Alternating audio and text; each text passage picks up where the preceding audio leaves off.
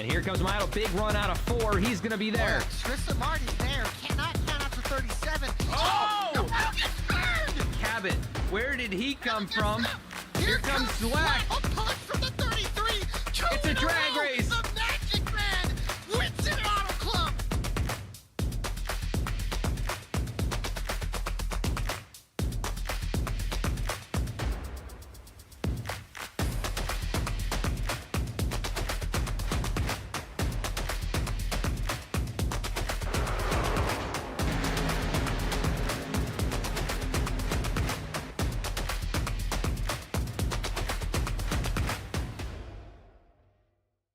Two to go. Is anybody to try to maybe make a third one?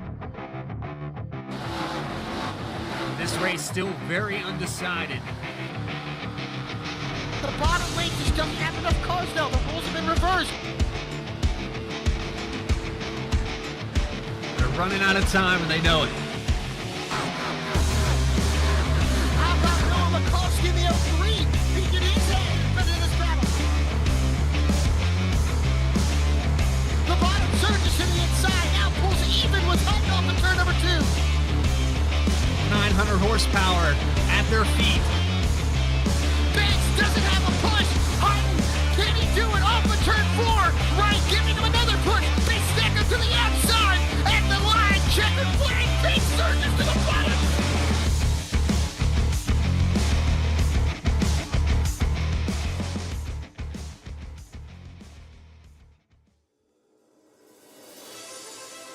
After a thriller in the Tar Heel State of North Carolina at Charlotte Motor Speedway, we move on to the Hawkeye State, as I like to call it the Cornfield State. We're in Iowa for race 4 of a 6-race chase series, and Saturday Night Racing League rolls on once again at Iowa Speedway. Hi everyone, well, thank you for joining us tonight. I'm Connor Horn, joined by Bradley Cooper tonight with a better microphone, better for you, better for me, better for Bradley most importantly, and this is going to be a fun one tonight. A day race at Iowa is my cup of tea for sure. Yeah, but maybe it's my cob of corn, whatever way you want to prefer it. But we're just finishing up qualifying here tonight, Bradley, as we're getting into the race just in a little while. Mark Whitley's going to take the pole, but it's not about Whitley points-wise tonight, as that points battle is tighter than it's really been since the beginning of the season. Yeah, we're looking at 21 points with Joseph McWhorter getting that win last week and Jeff Wright finishing outside the top 5. It really tightened the points gap up for first and second position. So a lot of these guys still trying to find their place as chase race number 4 gets ready to grid. Here at Iowa Speedway, 4 corners, it's 0.85 miles, and it's built by Rusty Wallace. If you're not familiar with him, had a lot of success at a specific track, a short track in Virginia, and that's what this track is modeled after, Richmond Raceway. So it's no surprise here tonight that we've got some flat, wide corners, and it's going to be under a mile here tonight. Yeah, so Let's get down there. Excuse me, yeah, let's get down there. And I was about to say, he built it off of Richmond Raceway, but it doesn't drive exactly like that. While the dimensions are rather similar, I think Iowa, trying to look at the dimensions once again, it is just slightly different. It races completely different. Richmond still races like a short track that we all know and love, but Iowa's almost like a small intermediate. A lot of speed in the corners. We'll see multiple grooves that we might not see at Richmond currently today. So this could get pretty wild as we see what these drivers do. It's going to be a hot track. Track temp's about 104, but with the sim time the way it is, it might come down as we get into our starting lineup for tonight's race here in the Hawkeye State. Like I said, on pole, it's Mark Whitley here tonight. He was fast at Charlotte. He'll try to get redemption. He could have easily won that race. He's going to be alongside our point leader, Jeff Wright, not known for being good at these small tracks, but he needs to have a good run today to stall Joseph McWhorter's advances. Bailey Turner is going to start in the 3rd position alongside Michael Sturgill, who, as we'll see in a little bit, has a little surprise for Bailey Turner coming in tonight. They'll be on row number 2 together. Row number 3, and behind those two, Angelo Horonis making another appearance in Saturday Night Racing League after a little bit of a hiatus. Haven't seen him in a while. I hope he does well. Joshua Banks, a lot of drama with Bailey Turner. He'll start just behind that 24 machine in the 6th position. Row number 4, rolling on through. Ryan Carwile comes back after missing last week. He is a playoff driver, but already missed too many races, really be in contention. And then the man of the hour, who could steal this one from Jeff Wright, steal this title in a few weeks' time. It's Joseph McWhorter after a win at Charlotte, but he'll start 8th. He'll be on the back foot tonight, and then rounding out our top 10, it's going to be Alex Bell, who showed promise last week. Finds himself 3rd in the points with about 48 points out. And then Bryce Shoemaker in the Alltel number 12 that we'll see a little bit later. He's starting just inside the top 10. Max Koss is going to start in 11th position with Brandon Wallace to his outside. 13th position, AJ Stravano with Reggie Ortega in 14th. Remember, Stravano also in that points battle, so a little far back in the field, but should be okay. Chad Klinger is going to start 15th with Chuck Sweeting. Good to see the 75 back out here on the grid after a rough start and having a lot of rough races, still sticking it out here at SNR. Eddie Trejo is going to be in 17th position with Austin Bulk. I believe that's how you pronounced it last week. We're going to roll with it. We're going to roll with it. Rounding out your field here tonight will be the number 56 of James Loveland. Yes, and look like Loveland. And Loveland is on track, so I believe we do have all 19 drivers starting tonight. I believe we do have the one to green. It's going to be a fun one, as I just alluded to. It's a day race. I was in another Discord. Jeff Wright was asking some of us, do you want a day race or a night race? We all went day race, mainly because I think the multi-groove racing is going to be what shines in the day, with the track a little hotter than it's going to be. It is going to get exciting right from the get-go. 160 laps around this 9/10 of a mile track. It is going to get wild from the beginning. Mark Whitley and Jeff Wright on the front row. Pace car pulls off. The 77 brings them down to the Geico restart zone, and we are green in the cornfields of Iowa.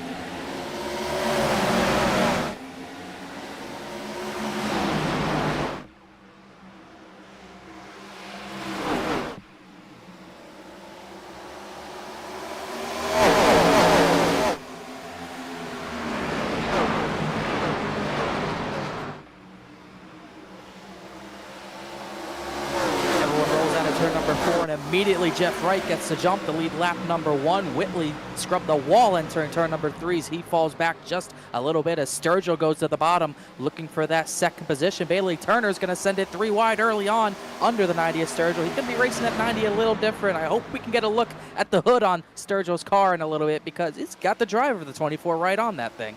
I think it does. Let's take a good look at that.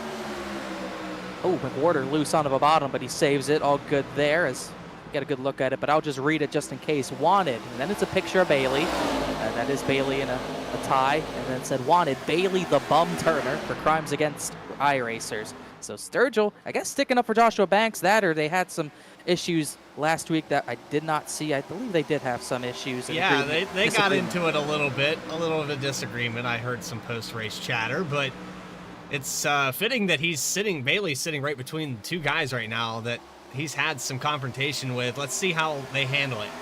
We will have to see how they handle it. Sturgill can't afford too much. He's also in the title fight and still in the fight for 3rd. He's 7th in points coming in tonight, but he's only 6 points behind 3rd place Alex Bell, but he's also only 3 points above 9th place Ray Massey, as it looked like Turner might have hit the wall on corner entry there. So that title fight, 3rd to 9th, extremely tight, while the top 2 kind of scooted away after last week after drivers like AJ Stravano had issues. And we didn't get to do it pre-race, but I'll go ahead and ask the question. Do you have a pick here tonight? What I'm seeing out of Jeff Wright right now just kind of throws me off, so I don't know. I'll let you go first. I'm going to go Mark Whitley. I think he's got the pace. I think he's got venom. Saying that, he almost got right hooked. He almost got right hooked right as I said that by Bailey Turner. Turner backed out of it smartly, though, as he's going to be side by side with his favorite driver, Joshua Banks. But I will take the 77 tonight. Well, I think right now Jeff Wright has shown some speed, and it's impressive to me. I am very much impressed. But man, I think Sturgill's got it tonight. I think the 90 is going to get up there and get a win. He's definitely going to try to get up there immediately, working lap 7 here. Once again, 160 laps tonight, as Sturgill faster than the 48 last time by, as those two start to get away for the majority of the field. Already pretty spread out after about 7th position. That battle for 7th is heating up. It's Joseph McWhorter, Angelo Horonis side by side, and even side by side further in the back, James Loveland, Bryce Shoemaker. That's for 13th position as the 73 clears, and Loveland also out of turn 2 at the same point clears Bryce Shoemaker in that nice looking Dodge Charger, the Alltel machine for Shoemaker, riding that middle line, and under him, who's trying to get under him, is Max Costin, who looked for that 63 Impala back 14th. He started 11th, so fading back just a little bit. Yeah, I was talking to Max in pre-race, and you saw me down there, just having a little powwow with the boys. Max is a good kid, but he was way off here tonight. I said, take the bias, just crank it all the way down. No foreplay, just go all the way. And it helped him tremendously. He shaved 0.3 off. I hope that carries over and he doesn't burn the right front off of it. But Max Cost, I mean, we saw the points in the start of this. He's up there in the top 10. He's just outside the top 5. And for Max, as young as he is in the iRacing community, he's doing a pretty phenomenal job in here with the talent. Yeah, 6th in points is an incredible feat with the season he's been having. He could even get into 3rd by the season's end. We still got about 3 races to go because this one's just started. Working lap 11, Wright and Sturgill. 1-2. Whitley falls back to 3rd on the initial start. Now Bailey Turner solidly in 4th. Banks just riding behind him. Then McWhorter that goes way to the top side. I haven't seen anyone else go to the top. McWhorter's going to try it. You can see in the background there. And then the top 10, McWhorter, Horonis, Carwell, Ortega, and Alex Look Bell. at the run And he that did McWhorter just got. Yeah. I've seen that top side work, though, at this place, and you just got to be careful with it. You got to be careful with it. I think we had a crash. Eddie Trejo's coming to pit lane with a lot of damage. And I thought I saw smoke entering turn 1. That might have been Trejo who might have crashed, but he's got big damage. Yeah, we had a Austin crash. Bulk. Yeah, Austin Bulk got destroyed out of that. And somehow that wasn't a caution. We got to look at that again. Nothing going on, no battles currently, so we can take a look at this. Yeah, Bulk just shoots it up the track right into the side of the 21. Oh, Trejo's in the wall and comes down. Yep. Yeah, Bulky how did that not trigger a yellow? Yeah, I'm shocked that was not a yellow. Especially since Trejo was sideways. They were both sideways, so it's not like there was no one behind them that would trigger the yellow. That's a weird one, but an early crash doesn't bring out a yellow. Eddie Trejo and Austin Bulky definitely done for a while, if not for the rest of the day already. Trejo does get back out there a lap or 2 down, and he almost spun coming out of the pits, but he still keeps it straight. We're still under green, and Jeff Wright does continue to lead. I was watching that aftermath, and the 21 was parked in the middle of the exit of turn 1, so I don't know what the criteria is for iRacing's cautions anymore. After the week 13 update, I don't even know what the UI is anymore. But yeah, that should have probably been a yellow. But alas, it is not, and those two will struggle for the rest of this race. Trejo 2 laps down. Austin Bulk most likely out of this race with probably one of the biggest hits of the season. But once again, Jeff Wright leads. Sturgill not making much inroads, but look at everyone in the top 7 or so. Everyone migrating to that top side besides Joshua Banks, but everyone else is ripping that high line, but not too close to the wall. Seems like everyone's on that very top seam trying to get some grip into those left side tires. With our post-race interview last week, McWhorter talked about Iowa. He said he has it. You just got to drive it a certain way, and I believe the reference to dropping the hammer or something along those lines. Maybe I'm talking about the win there with the block, but you know, we've seen a variety of different drivers have success at different tracks. McWhorter in the wall here in the 1. Seen a lot of drivers hit the wall on the entry of these corners already. The entry here is a little tough. It is a tri-oval. It's not dead straight, so you got to be wary of that. But did not hurt him that much. He got to be outside of Joshua Banks anyways, and he's going to stay on that top side, trying to keep overlap on the 35. Banks trying to slide up the track, just can't do it. McWhorter will get the run and nearly clear him. He will clear him for that 5th position, but Banks is going to keep firing it back to the bottom. Once again, he's really the only one up there. Meanwhile, battle for 2nd, Mark Whitley and Michael Sturgill going at it. Whitley almost cleared Sturgill up on turn number 2, but Sturgill fought back. In that outside line, it seems like the bottom works okay in 1 and 2. You can kind of run that mid to lower line and get it run, but then if you're on the inside coming into 3 and 4, you're just going to give it back. It seems like this track has been asymmetrical here. And that's kind of always been the case. Those bumps in 1 and 2 at the very top here, they do not let you run that way top line. You can really only go to the middle at the most. But turns 3 and 4 is smooth enough where you can run that wall if you really want to. So you're going to see 3 and 4 wide all night long. Is almost gearing up for 3 wide. Thought Hronis would go for it. Thought better of it. As battles continue, Hronis is going to go to the way top line. Like I said, a little too high for that line. You get an okay run out of it, but too bumpy to do anything up there. Well, a lot of times, too, you'll see the entry on a certain driver in front of you or whatever's happening, and you have to come to that high line or you risk running into the back of the guy in front. So that might have been Hronis' deal there. He had such a run coming off of 4. Let's see. Yeah, he's going to drop it down that time. Those bumps are pretty treacherous in 1. You go over that second line of white dashes and you're pretty much out of the groove as Whitley got overlap, got to the outside of Sturgill and completes that pass for second. So Sturgill, I think we saw it sharp a little bit. A really good short run, starting to fall back a little bit, back to third, and now Bailey Turner next in line if he wants to take a shot at the 90. I don't think he can take a shot at the front end of it like he probably would, but the rear bumper might get some workouts too. But Whitley's going to be the next driver to try to chase down that 48 of Jeff Wright over a second lead already. Jeff Wright dominating so far, 22 of the 23 laps that we've started here, and now coming around to lead all 23. That 48 car put some time in. It's pretty safe to say this isn't his forte, but it's kind of a hybrid track. Like you said, it's similar in the respects to Richmond, right?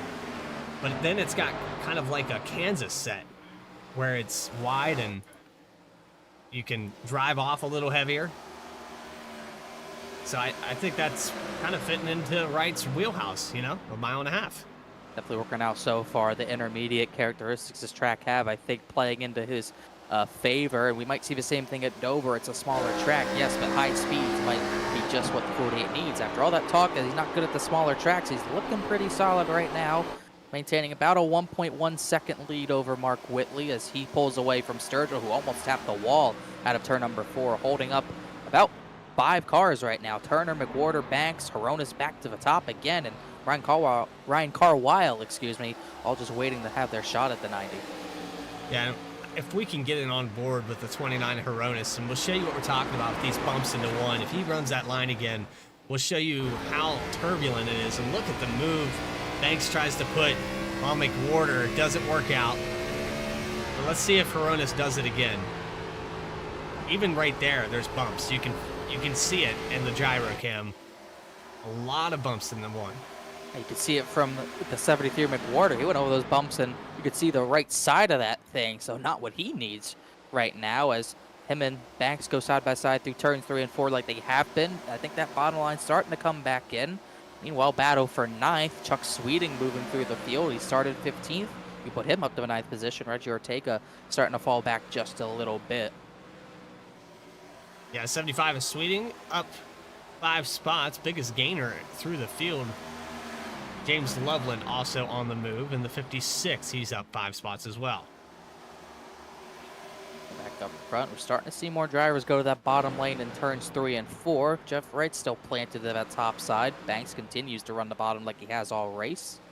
Alex Bell trying to look some battles. Bell's now the next driver to go by Ortega, but Joshua Banks at the front has got pretty good overlap on the 73. I think McWhorter's the one starting to fall up a little bit, and Banks might be onto something running this bottom, but it is so hard to clear someone from the bottom out of turn number 4. You just kind of got to eat it and just stay committed to the bottom lane until you know you're clear.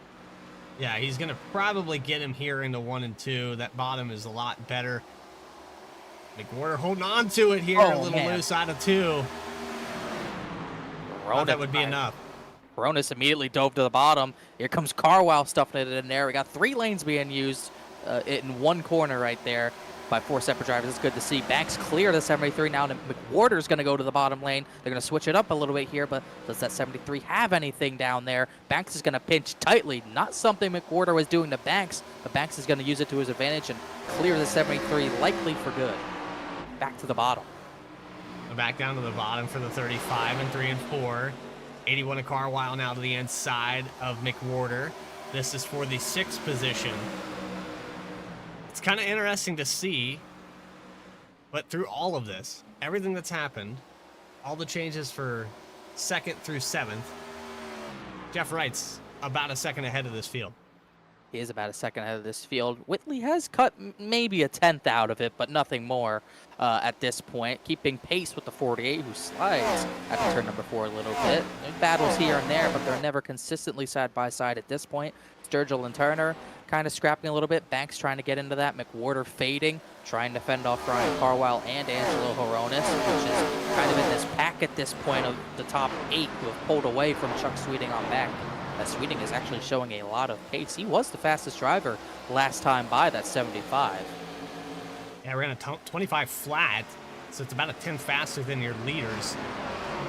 But to see what Sweeting, he's actually about 4.5 seconds away from Jeff Wright, 1.9 back from Angelo Horonis. And remember, Horonis running a little bit higher line than everybody else. He's about to pass McWhorter now for the 7th position.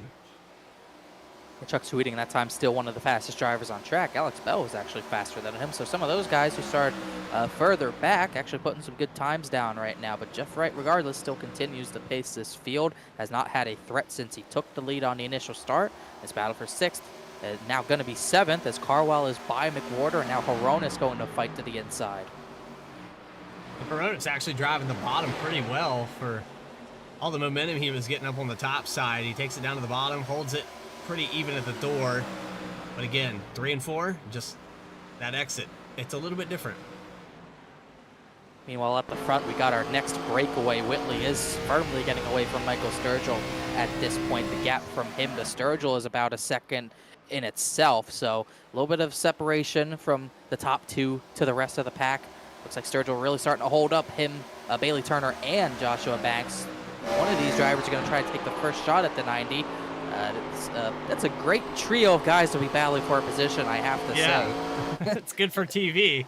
Yeah. It's been happening since lap 1. And it's going to continue until boy. stops. Banks with a big dive to the bottom. 3 wide. There. 3 wide out of 4. I thought it was happening. Oh, I thought it was happening quite. on all 3 of them. Not quite yet.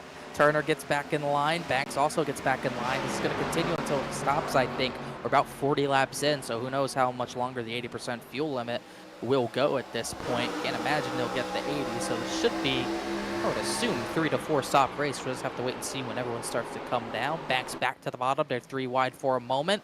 Will we see 3 wide off the corner? We will this time. It's going to get tight, but Banks keeps it low, and they all keep it clean.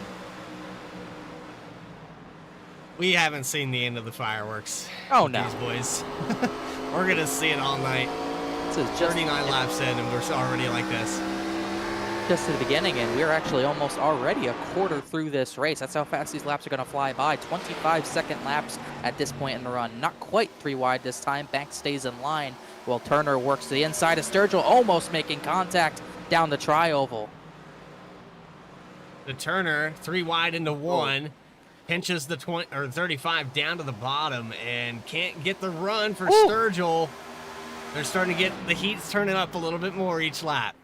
I don't know, man. If I'm Joshua Banks, I pit and just get the track position. Once again, it's going to be a squeeze off the corner when you go 3 wide like this. The track narrows up. It doesn't seem like, it doesn't look like that visually, but from the driver's standpoint, you have 3 or 4 lanes in turns 3 and 4 at your disposal, but you really only have 1 lane to exit here as they're going to do it once again, and Turner's got a good run this time. Turner up through the middle. That was impressive out of 2. He's to the inside of Sturgill, but Banks is going to hold it down there. Let's see if Turner's not going to clear, so he's going to run it into 1. Banks is going to fall back in line. Turner needs to clear the 90 of Sturgill. If he wants to keep Banks off his inside, he needs to get around the 90. Well, one of these guys got to clear the 90. This is bringing everyone else back into this. Banks is here. Carwile and Joseph McWhorter are coming back into this fight with Angelo Horonis. And oh, look, now Chuck Sweeting is catching this group. So someone's got to go at this point. The cork in the bottle is about to be popped eventually, and it might get ugly if it doesn't get popped. Yeah, and here it is again. 3 wide into 1. We can't look away from it because we can see the train wreck happening. It's just the perfect storm of drivers. You really can't. And there really are no other battles on the track. This is the most volatile battle on the track. As Sturgill, you can see him starting to lose traction on that top side, starting to lose ground. Turner has good overlap this time. If he wants to, he can just dive in there, maybe pull a slide job, but probably not wanting to risk getting onto the very front bumper of that 90 quite yet. Oh, they're gonna touch. man, there was a touch off of 2. Neck coat saved him a little bit there, but here goes Banks back to the way bottom. Turner, no choice but to stick it in the middle. All these drivers just driving the wheels off this thing, quite literally, because those tires got to be dying. But Banks, once again, just nowhere to really go, as Carwow's going to go to the outside of Banks. And Banks is getting a little bit later apex now. You can see him back in that corner up and trying to get a drive off. Now to the inside of Turner, who shuts the door in 3. Turner knew he was clear, or at least he felt clear enough to make that move to try to get under Sturgill. Can't do it.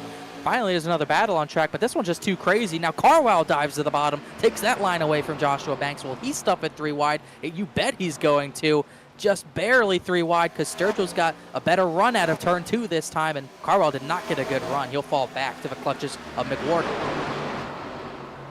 I'm trying to comprehend everything that we're seeing, but watch these boys coming off of Let's 4. not do 4 wide. Let's not do 4 wide. Oh my goodness. Meanwhile, in the back, I just need to at least note this battle. Loveland has been working over Reggie Ortega for a while now. He's finally going to get that 11th position away. So move the 56 up 7 positions from his starting spot. Did they settle down finally? No, not quite. I think Sturgill just got sent actually into turn number 3. I actually don't think so. I think he lost it on his own. We're 3 wide. Carwell and Banks door just a little bit there. But Bailey Turner finally clear of Sturgill. He gets sideways into turn number 1. Is this Talladega or what? These guys are all over each other. Now Banks back to the bottom of Bailey Turner. And meanwhile, through all this, Jeff Wright and Mark Whitley are gone, as now Banks is going to dive to the bottom. He's going to go for maybe a slide job. Not quite. Just running the natural bottom of a racetrack here, as now it's Ryan Carwow's turn to work over McWhorter through the middle down the straightaway. Bold move, as he's got a resurgence on these tires, but he lost the ground on entry, and Carwell's going to clear him back. And here comes Chuck Sweeting. Where did he come from? Well, these guys messed around for about 20 laps, I think, and so Sweeting just able to slowly pick up he was already a 10th faster than most of these boys. Now, since he's caught up to this group, the lap times have slowed down. Sturgill gets really loose out of 4 right there. Man. Yeah, his rear tires are struggling at this point. Meanwhile, Banks finally clear for 3rd. Just had to get by the 90, and then he could finally work over Bailey Turner. So put him up to the top 3. Turner back to 4th. Ryan Carwow's moved into 5th. Sturgill all the way back to 6th, as now he's still got 3 drivers behind him that are probably capable of passing him, and McWhorter, Chuck Sweeting, and Angelo Hronis just kind of stayed back here, just waiting in the wings at this point. And meanwhile, like I said, those top 2 are just completely gone.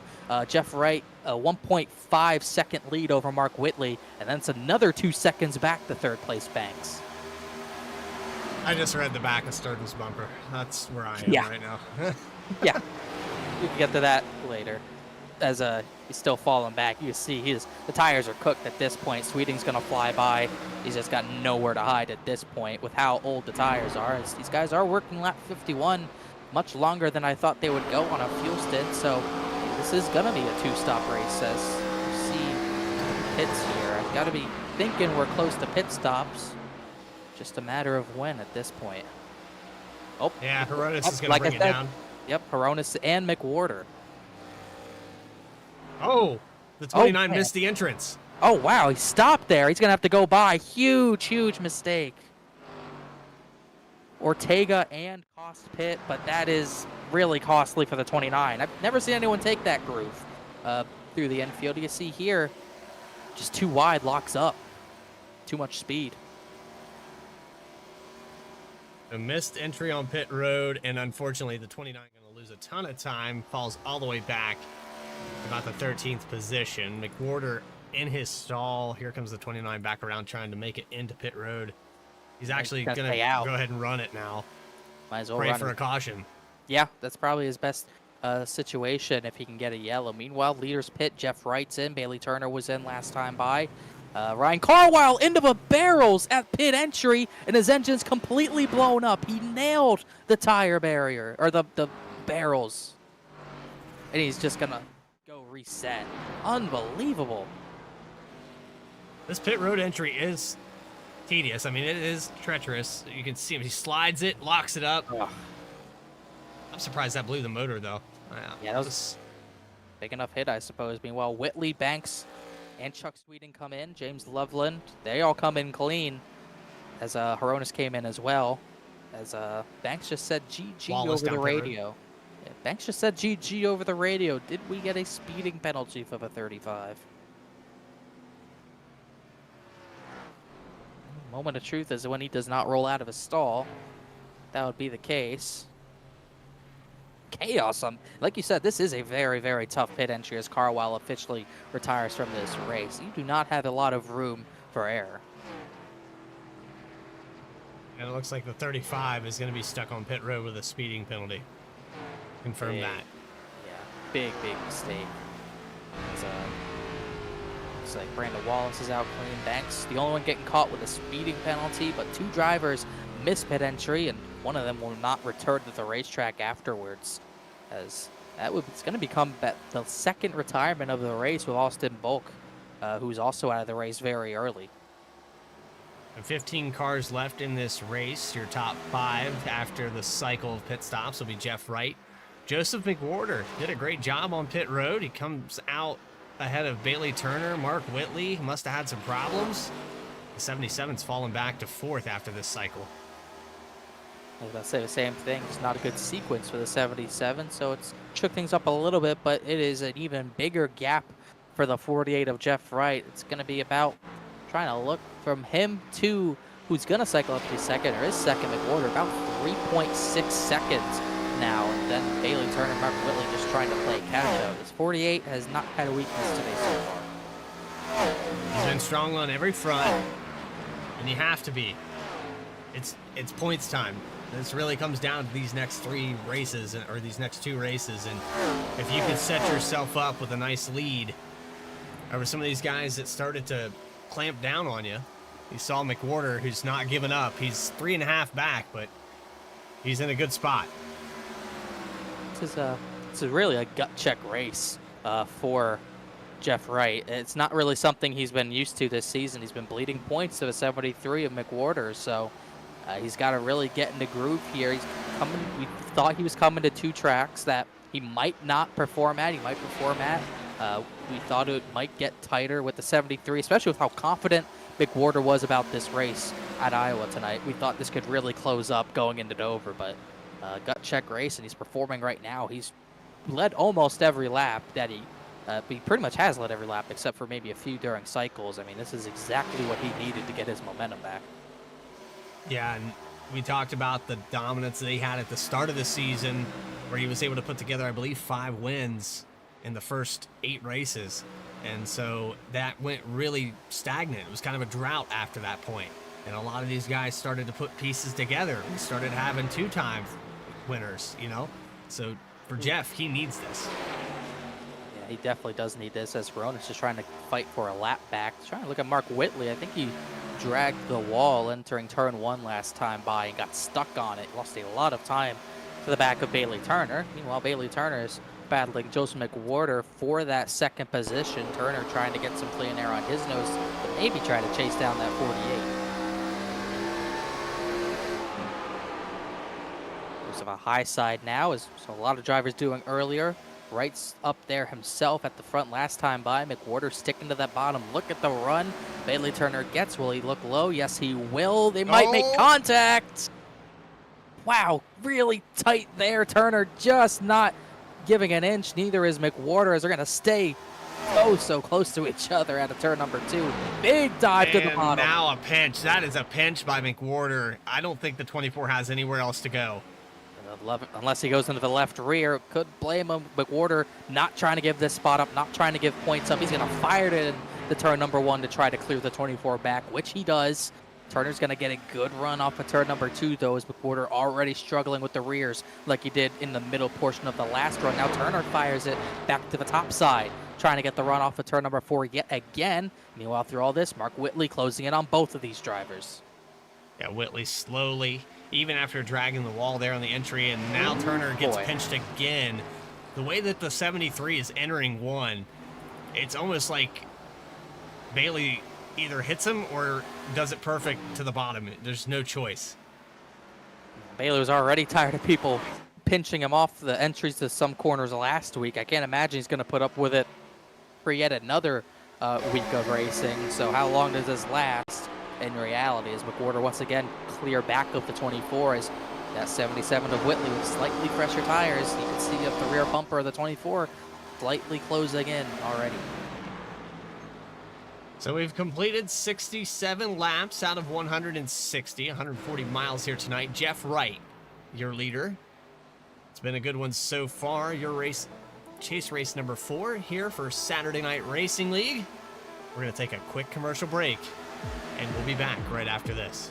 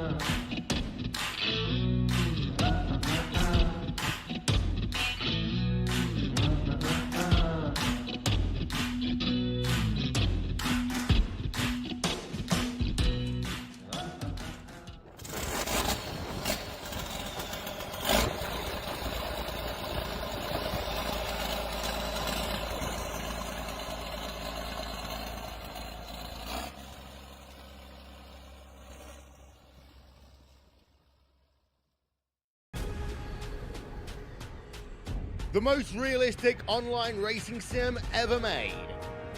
This is iRacing. Detailed laser scan tracks, fully dynamic, real world cars, and over 50 series to choose from. 6 online world championships offering over $400,000 in annual prizes. This is the original esport racing game. This is iRacing.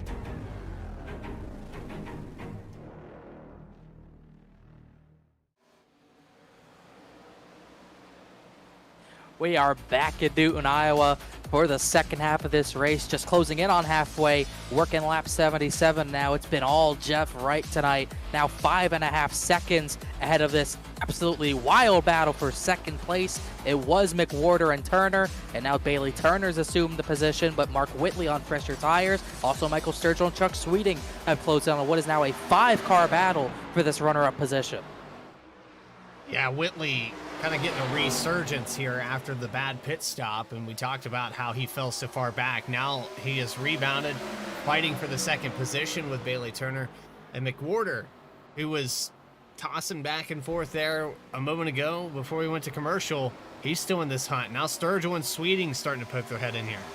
You're noticing we didn't start the commercial break side by side. We had to go to it because I told Bradley I was sure they were going to wreck, but they haven't done it yet. They held off, but Whitley now pushing the issue with the White Claw Hard Seltzer 24. We have a spin in front of him. Looked like someone on the front stretch spun. That was Max Lost.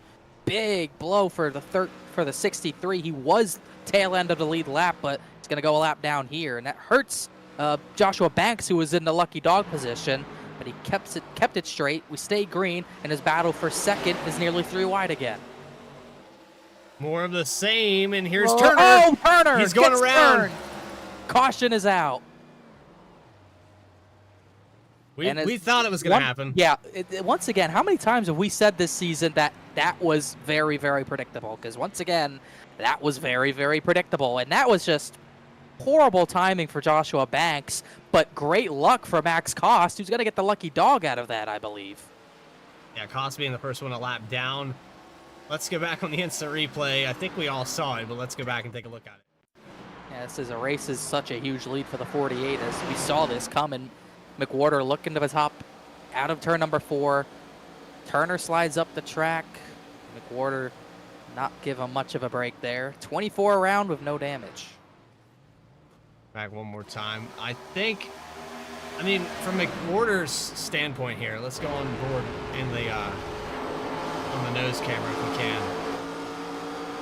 It's really good view. I mean, it was You can very, hear a very little tight. lift there. And it was very tight. I mean, he could have squeezed to the outside of Turner, but Turner's been pitching that top side so much that was going to be tight without hitting the wall. So that's kind of just racing, I would say, but we'll see what the admins say. I believe Chad Klinger's our in-race admin tonight. He did register for the race, but he's just adminning as everyone on the lead lap comes down to pit lane as, yes, Max Cost did get that lucky dog. 35 of Banks will get the wave around, I believe.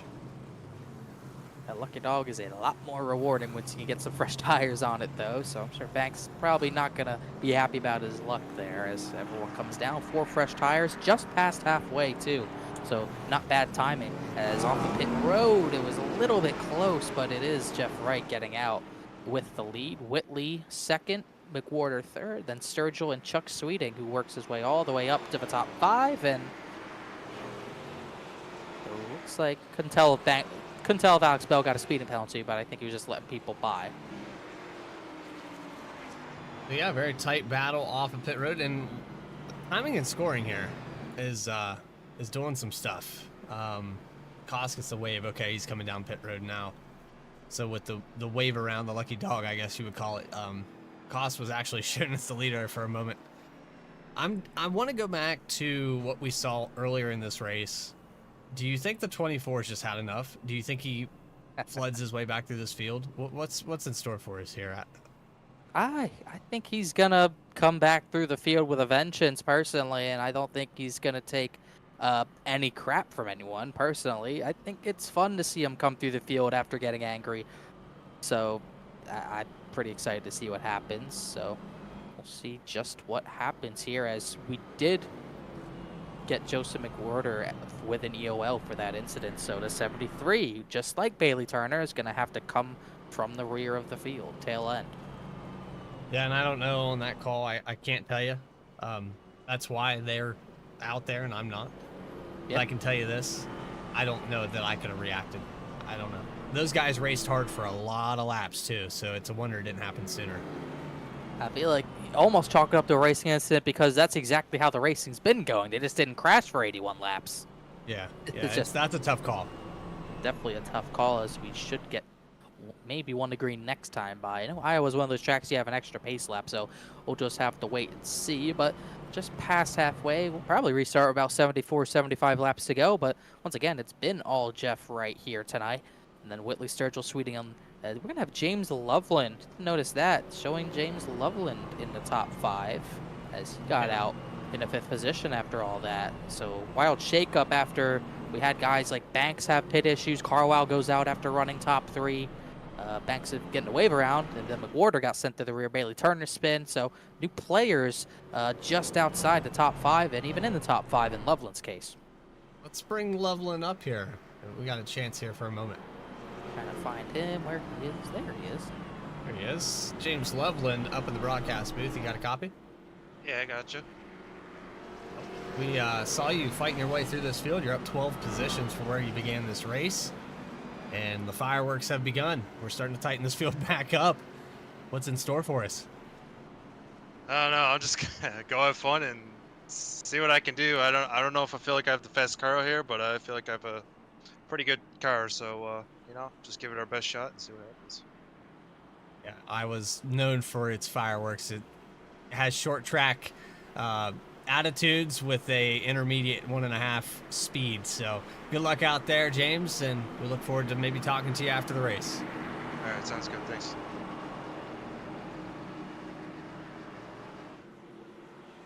Appreciate you moving him back down there. He was in V-speed, I believe. Yes, it's hard to scroll down, but meanwhile, through all that, we got him in the right channel. We're in for the first restart of the day, and dare I say, coming to 75 laps to go, we need to bring the noise eventually as Jeff Wright leads him to the Geico restart zone over Mark Whitley, once again green here at Iowa. Well, let's go ahead and do that. Yeah, let's bring the noise. Last week this didn't go well when we tried it the first time. Let's have some better luck this time. Let's bring some noise.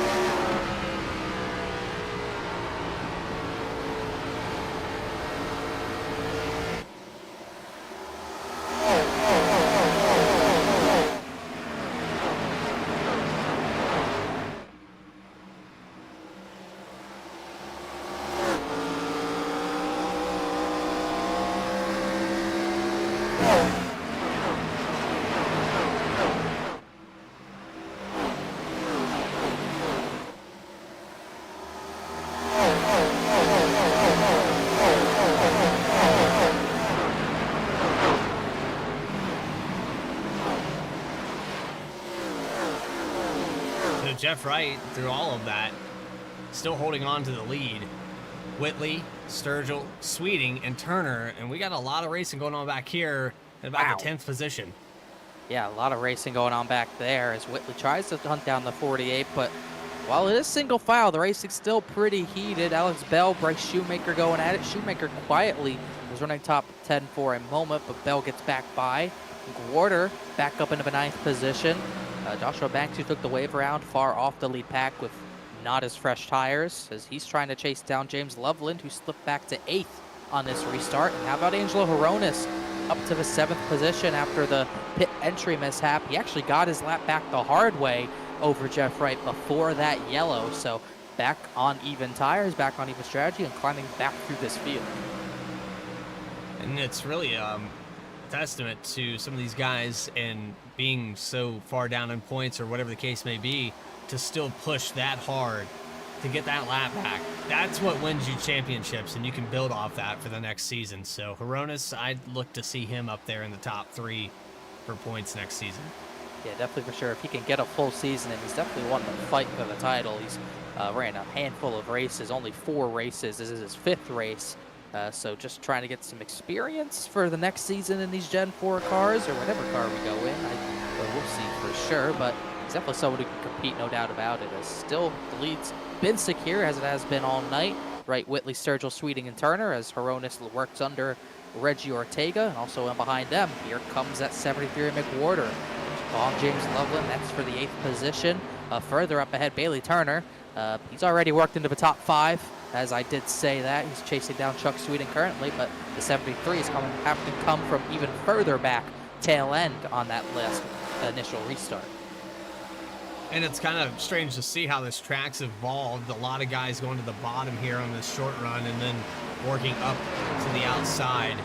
It's just a matter of, I guess, tires is really the only factor.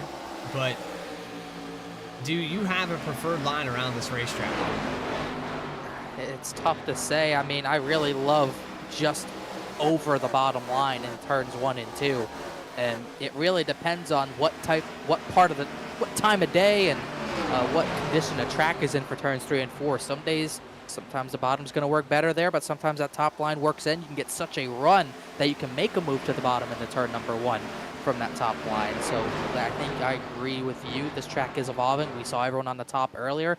Now we're really only seeing Mark Whitley and Reggie Ortega working that top side right now. Whitley's just trying to find a line different compared to the 48, just to try to find a way around him and even get to him. But that 48 is starting to pull away just a little bit. And you see Whitley really driving it hard off of 2. He gets a little sideways. 0.4 of a second separate the 48 and the 77. Whitley kind of was your pick tonight. He's kind of had an up and down day. He's been out of the top 5. He's right back up here to second. About 63, 64 laps to go. Do you think he turns up the heat here? Anybody got anything for 48?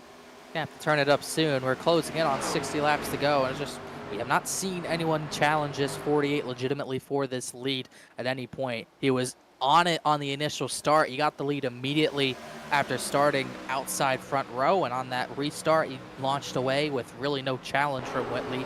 Whitley kept him honest for about 10 laps, but we start to see the 77 fade just a little bit. We're starting to see Michael Sturgill show that short run speed, trying to chase that 77 down. Yeah, and I think part of it too is that Jeff's had clean air on every restart, and through most of his run, he's been out front, no one in front, and that's really helped the 48 car, I think, in the long run. Definitely helped him out as we're working right now. Is starting to see that top line in 1 and 2 coming maybe a little bit more as in behind battle for 7th. Joseph McWhorter works under Ortega. Just see this a lot from Ortega, unfortunately, this season. Even when he gets a good restart position, he cannot maintain track position that well, but he's keeping the 73 honest. He'll stick it to the outside, won't let him go easily, but likely a losing battle with McWhorter as he should clear into turn number 2 here. Ortega's going to fight right back to the top, though. Yeah, that middle line there in 1 and 2, it can kind of be like the outside in 3 and 4. You can get a good surge down the straightaway. And here goes Ortega back to the outside. He's probably going to have the nose here. Nope, the 73. Sideways. Little bit too sideways to keep the run. Meanwhile, behind them, Alex Bell darts out from behind James Loveland. That's for position right behind in 9th. And Loveland really sideways. They might make contact, those two. They almost do. They came very close to making contact, but they keep it clean. Bell back to the bottom, looking for this 9th position. And meanwhile, up ahead, Mark Whitley has been caught by Michael Sturgill. So up here in the 2nd position, the 90 car patiently waiting. Now gets the nose on the inside. Not going to be able to do anything with it this time. We're going to dive it down deep into 3 and 4. But not to the very bottom like we've seen from guys like Banks. He just goes straight to the middle line. You could see Whitley struggling with those rear tires, but Sturgill not able to really capitalize with much of a bigger run. But he sends it into turn number 1, almost washed up into Whitley right there. And Chuck Sweeting's just trying to find which line's going to go first.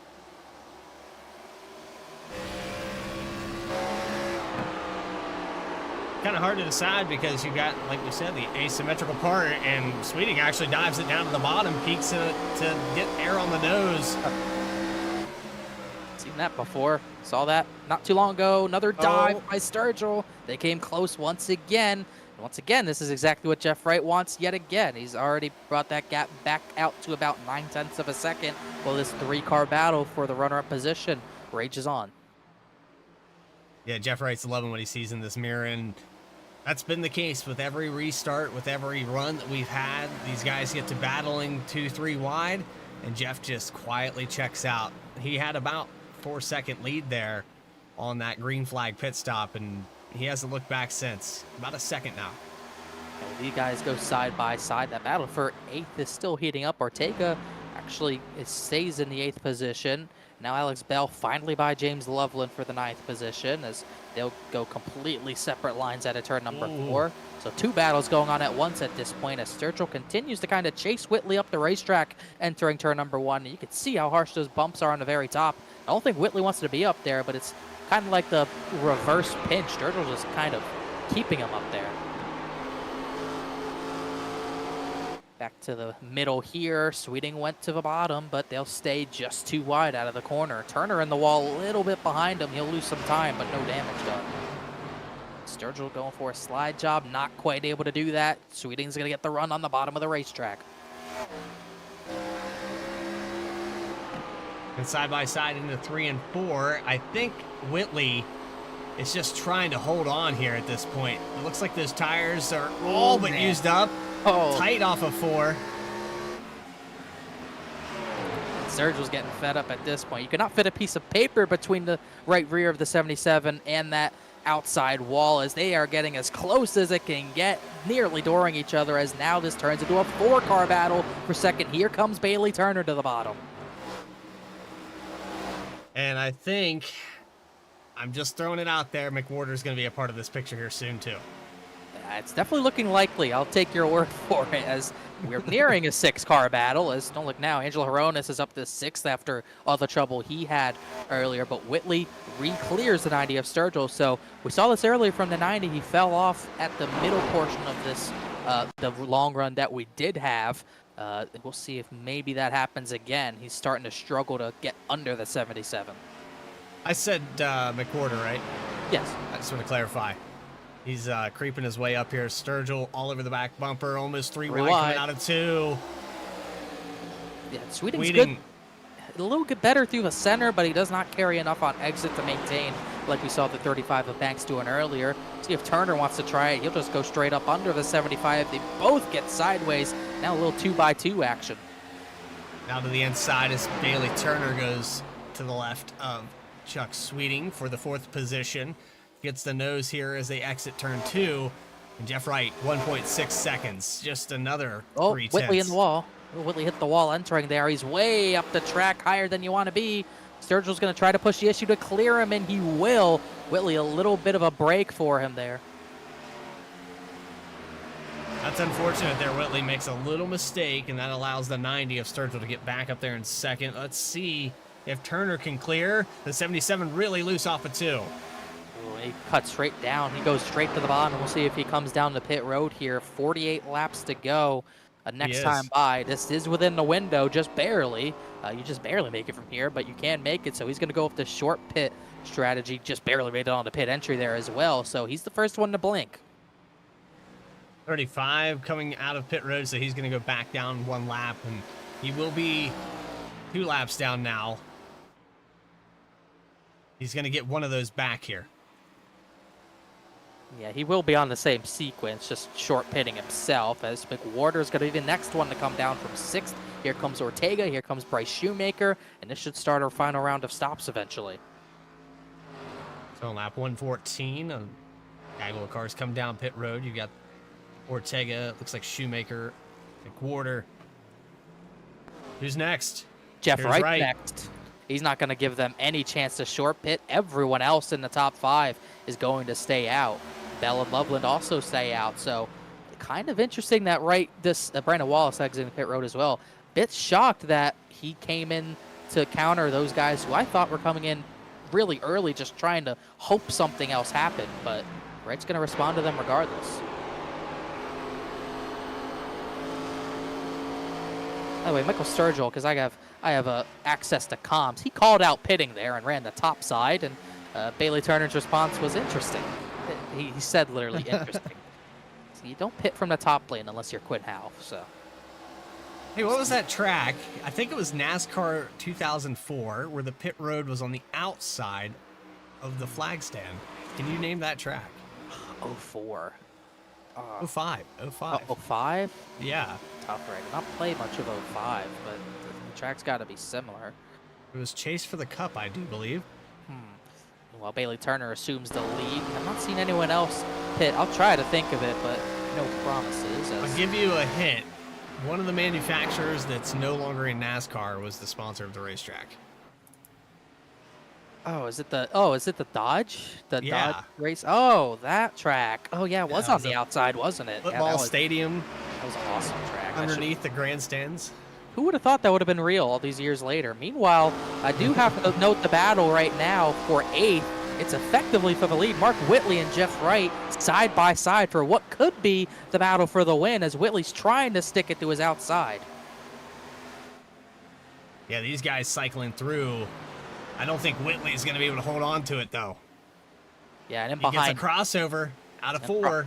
He's going to try it as Bell pits, Max Cost pits. I don't think he's going to have enough of a run to do anything. He'll dive to the bottom regardless, just trying to find something, but just can't quite do it.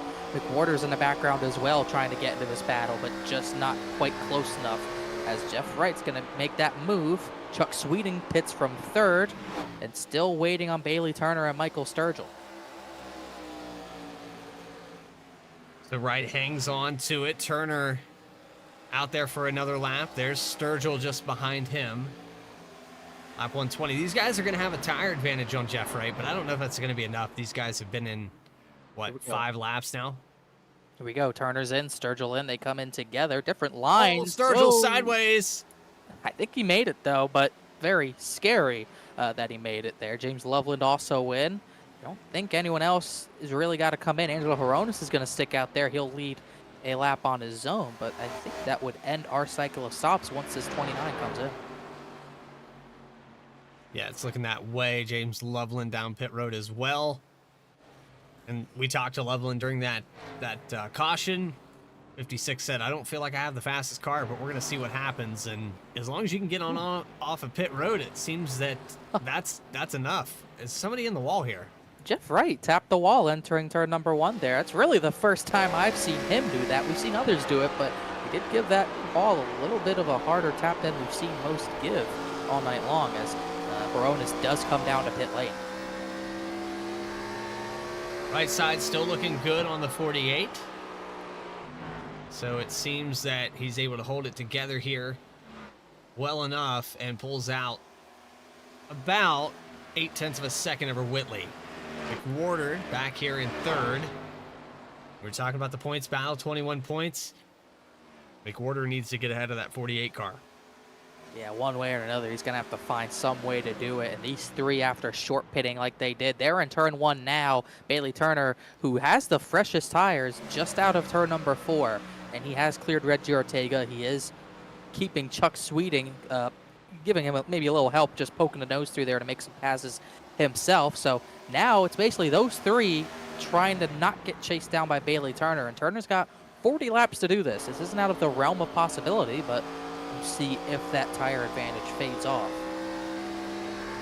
That time by, he runs a 23.8. The rest of the guys in the top 3, a 24.1, a 24.2, and it's almost a 24.3 for McWhorter. So we're talking about half a second. Well, Joshua Banks just had to try something different with he took the wave round on that previous yellow, so he was on bad tires. He lost a lot of time, had the short pit.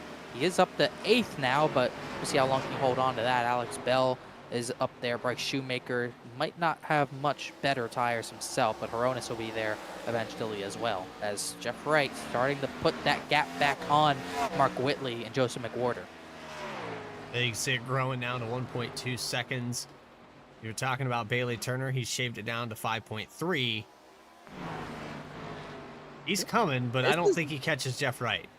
It's all about how the tire advantage evens out here, I would have to say. Last time I was only half a second faster, so how long? It's a decent chunk, but is that chunk going to stay big for long enough? And if he wants to catch them, he cannot get caught up in a battle with Chuck Sweeting, but he might have really no choice here. Yeah, Sweeting slowly creeping up, getting bigger in that mirror. And the 75, who, like we said, had a rough start to the season, had a rough season overall, putting together a pretty solid race here at Iowa in the top 5 for the 75. Bailey Turner, who, I mean, he's been battling everything here tonight. Everything and everyone. Meanwhile, for 8th, for 7th, Bell cleared Ortega. Ortega tried the crossover. I don't think he'll have the tire to really do anything about that. He'll drop back into a battle with Joshua Banks, which will be for the 8th position eventually, and it might be over soon as well, because Angelo Horonis, the last driver to pit, is about to blow through these drivers into turn number 4. And you can see the huge run. He's not even really changing his line to get an advantage. The tires are so much better than Joshua Banks. He's on 6-lap-old tires as opposed to Reggie Ortega, Alex Bell that have 10 and 15 on theirs, respectively. Things pretty calm. It's probably the first time in 130 laps I could say that things are somewhat calm in any way. Jeff Wright, it's been calm for him almost all race long. Had a battle briefly with Mark Whitley there, but now he maintains a 1.7 second lead. Whitley falling back to the bumper of McWhorter, and then it's another 4 seconds back to Bailey Turner on fresher tires than the top 3. Just trying to compare the tires real quick myself. Bailey Turner came in the pit entry. There's a battle for 4th. I was about to say, he can't have this. I was about to look at his tires, but Sweeting's going to challenge the 24. If they want a chance at the win, they can't be doing this, but I know if you're Chuck Sweeting, you can't help it. You feel like you're faster. You got to get the job done. Yeah, he peeks to the inside in 1 and 2. He backs up a little bit here, but look at the run he gets out of 4. Not much of a run there. I thought it was going to be more than that. And Sweeting must be backing it down. I think he wiggled a little bit out of 4. That's really, I think, the only reason he didn't get there. Still trying to look at Bailey Turner's tires. He came in the pit lap 120, compared at the race leader, Jeff Wright. Trying to look right now. He came in lap 114, so about 6 lap difference. And it's even bigger difference from Whitley and McWhorter, because Jeff Wright really responded to those two.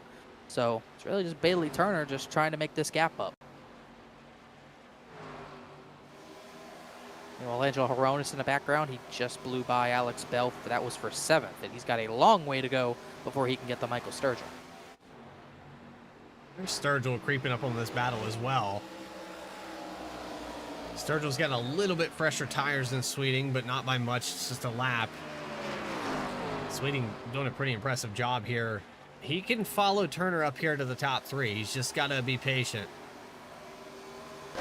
We have a good chance at getting Whitley and McWhorter. I'm just not sure if they can really do anything about the pace of that 48. But next time by will be 26 laps to go. Laps are winding down, and when you go green at Iowa, they wind down very quickly. But these 3, some of the later hitters in this last sequence of the day, Turner, Sweeting, and Sturgill, trying to close in on those top 3 who pit the earliest, right? Whitley and McWhorter. And Turner only about 2/10 roughly faster than Jeff Wright that time by. So the tires starting to even out a little bit. Well, they try to chase down each other. A little battle for 9th heating up a little bit. James Loveland to the bottom of Joshua Banks. That's out of turn number 4 as Ortega starts to slip and slide his way behind this battle as Banks doesn't have much to fight with himself. Loveland back into 9th position.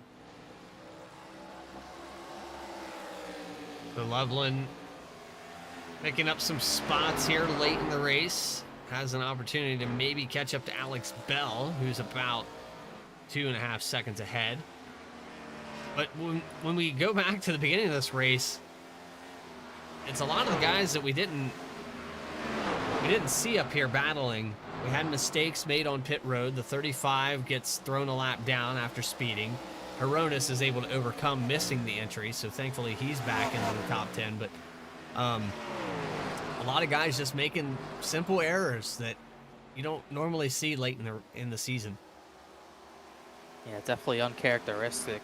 A lot of errors, but I think because of the multitude of errors, it hasn't really been costly for a majority of the drivers. The only drivers who've really had insanely costly incidents happen are Eddie Trejo, who finds himself 4 laps down. He just hit pit lane, probably for more repairs, and he would call it a day. Eddie Trejo still only driver a lap down currently running. The drivers who really made mistakes, Ryan Carwile hit the pit barrels. He blew his engine. He was the 2nd retirement from the race. The very first retirement was Austin Bulk, who was a product of Eddie Trejo's incident in the turn number 1. Still shocked that wasn't a yellow, but those are only 2 retirements of the night. Chad Klinger and AJ Stravato, they registered for the race. Chad Klinger serving as an admin. Not sure what happened to Stravato, but he did not make the start of this race regardless, as we still have 14 drivers on the lead lap as Bailey Turner starts to get closer and closer to the rear bumper of McWhorter. Yeah, about 20 laps to go, and Turner is all but there. We're talking about 0.4 of a second here, and last time by, they were matching lap times. So these tires even out right about the time the 24 catches up to these boys. Yeah, I gotta say, it's just the really issue. I think if Bailey Turner was 2nd right now with no one else to pass but the 48, I think he might have a much better shot at this, but I just don't know if in 20 laps he's going to be able to pass the 77 and the 73 and still have tire to battle the 48. We'll have to wait and see. You got some time to go. Does he pass the 73? I don't know if he just passes him. I think he just moves him. I don't think he can move without getting sent to the rear for causing a yellow, but we'll see here. He does a little bit of a dime into the corner. I would not be surprised to see a slide job here to the bottom. He's got to go. He's got to make moves, but he won't try to slide job up to the top side. He'll just run the bottom. He just has the tire to clear him here. Chuck Sweeting trying to follow him through. Can't quite do it, but Turner slots himself into 3rd. Now he's got to get by Whitley quick as well. Drop down to the bottom, 1.9 seconds up to Jeff Wright, 1.7 for Whitley. Not over. It's not over, but yeah, again, I think if Bailey comes out, like you said, in second position, doesn't have anyone to contend with here, it could be a totally different outcome. And the 77 to Whitley trying to hold on, very loose, very wide behind him almost. Yeah, almost. Michael Sturgill's still in his battle as well. He's right on the bumper of that 73 as Chuck Sweeting's going to go to the bottom. Sturgill just has to follow him through. Meanwhile, Bailey Turner's cleared Mark Whitley out of turn number 2. So now this is more time than I thought he'd have to get this 48. He's going to have 16 full laps to try to chase this 48 of Jeff Wright down to the lead. Meanwhile, big slide job. Chuck Sweeting just slots himself ahead of the 73 of McWhorter, but now Sturgill's going to go to his inside for position. Bailey Turner, 1.5 seconds back from Jeff Wright, and if I was Jeff Wright, I was saving tires through the entirety of that run, knowing that was happening. I sure hope so, but, you know, the 48, there's no doubt in my mind. Wow, big wiggle for Whitley. Really struggling now out of turn number 4. Oh. Sweeting and Sturgill come together down the straightaway. Big right front damage for the 90. Somehow they didn't fully crash it, but that's going to really destroy the 90's performance. Yeah, you can see it right there on the right above the headlight where it's pushed in. I don't know how that was not bigger than it was. Sweeting just sideways really well after the corner exit, but they'll keep it going. This battle for 4th will continue. And somehow through all that, McWhorter was the big loser. He still fell back to 6th in that sequence. I think McWhorter saw them hit each other and was like, I'm lifting. I don't want to be any part of this. So now those battles kind of fizzle out. We'll see if Sturgill and Sweeting have any tire left to really get to the 77, but now the focus is on that gap for the race lead. The last few laps, Bailey Turner consistently 0.2 per lap faster than Jeff Wright. This gap is already below a second. If he can maintain this, it's not over, but what does Jeff Wright have left in the tank? That's what we got to see. They're both running different lines right now as well. Wright sticking to the top 3 and 4. Bailey Turner, the only one on the bottom right now, trying to get clean air on that nose. There's another 10th that lap. You can see it, but the drive off out of 4, he gives it all back. So he might consider moving it up a lane in 3 and 4. Just, I can tell you that right front's not liking it. I don't think Bailey's listening to the tires at this point. You need speed. There's too little of the race left, I think, to care about those tires wearing. You got 11 laps to do it. You just got to go do it. As we'll look at the time difference, he is coming in a hurry. That was yet another 0.2 of a second that time by. He is right there just about. Battle shaping up back there again for the 3rd position, side by side with Sturgill and Whitley. And they're all just running the top at this point. Sweeting will go to the bottom. Trying to, I think, play nice with the 90 at this point after almost costing him a complete race car. And don't look now, but Angelo Horonis is closing in on those guys just a little bit. But that battle for the lead is almost fully heated up as we get just under 10 laps to go. Bailey Turner, the tire advantage playing to his advantages. That's the first move we've seen, right? Kind of faked going to the bottom there. Did not fully do it, but Turner closing so much through the center of 3 and 4. As Whitley gets loose, Sturgill goes by in the background. Chuck Sweeting will follow through. It's fully for the battle for the lead. 0.4 of a second now as they come out of turn 2. Down the back stretch, the 24 of Turner has the tire advantage, but now it's starting to get a little stagnant. 0.3 of a second as they go into 3. See, he's getting closer and closer. I would not be surprised if when he gets closer to the 48's bumper, he does stick to the top in 3 and 4. Just try to loosen up the 48. It was another 10th there. Bailey Turner's there at this point. Big run out of turn number 2. It's just these two at this point. Caution! Caution! There's a crash in turn 4. It's Eddie Trejo, who's 10 laps down, who brings out the yellow, and that ruins any sort of battle between those two, and we will get a late race restart here in Iowa. Wow.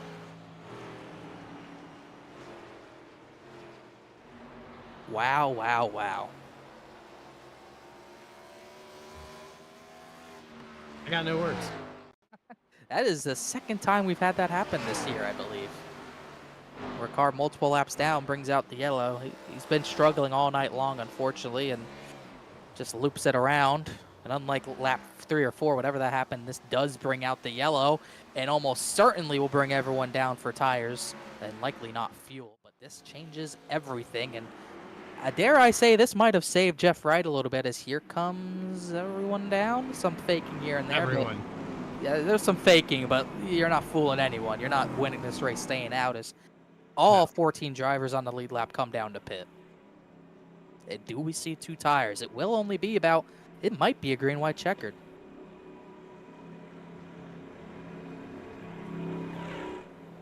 I'm still trying to figure this out here because Turner, I think, gets to the door of the 48. I think he was definitely going to get there, but it's all out the window. It's all on who gets the best restart at this point. Just trying to see who comes out. Joseph McWhorter out of his stall. He's going to take 2 tires. So did Michael Sturgill. Sturgill and out McWhorter. first. And Joshua Banks. Banks also takes 2 tires. So this is going to really be costly for those leaders who are going to have to come through those guys. So 3 drivers on 2 tires to end this race, and 2 of them teammates, I believe, Whitley and McWhorter. Things just got more interesting, and I still can't comprehend. I thought we were going to have a battle with the 24 and the 48, and now here we sit. Michael Sturgill going to lead him into turn 1 on this restart. This is pretty wild. I gotta say, I don't even know what to say either. I honestly didn't expect 2 tires myself, but that call was made, and honestly, Joshua Banks, I think it's a great call. He was pretty far back, so no reason for him not to do it. And Whitley McWhorter, I do get it in McWhorter's case because he needs any points advantage on the 48 he can get, so why not try it? Right. Yeah, and that makes sense. That makes absolute sense for these guys. But what is really disappointing, though, is Bailey Turner has 3 cars in front of him that have at some point gotten into him this season. So he's not only got to fight Jeff Wright and got that taken away from him, but now he has 4 cars in front of him that have 2 tires. Let's see how it pans out. I have really no idea. Let's bring Michael Sturgill up here. Get a quick chat with him when we can. Yeah, let's see. Michael Sturgill, it's Bradley Cooper and Connor Horn in the V-Speed booth. You got a copy? Yeah, I got you. 2 tires, huh? Yeah, 2 tires. Gonna try it out. Chad, my teammate, he's not racing tonight, but we were talking about it. I think that's the only way we're able to get in front of and try to stay in front of Jeff. Yeah, Jeff's been pretty dominant here tonight. It seemed like that last stint, if you were able to be close to him when you pitted, could have worked out a little different. But here we go, getting ready to double up. You got 3 of them behind you that are on 2 tires as well. Are you gonna hold them off? Yeah, I think we can hold them off, and hopefully they cause trouble for the guys on 4. Good luck, Michael. Let's see how it pans out. M. Sturge on Twitch. Good luck, man. Thank you, appreciate it.